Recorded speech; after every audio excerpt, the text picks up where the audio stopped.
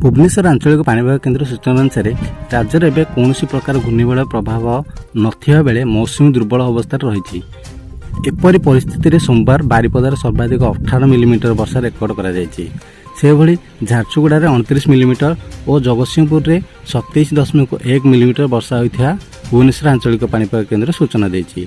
तेरे भिडियोटी संपूर्ण अपडेट जानिबा तेबे तापर ऊपर भिडियोटी लाइक करी चैनल टी सब्सक्राइब कर दियंतु एवं पाखे थिया बेल आइकन ऊपर क्लिक कर दियंतु।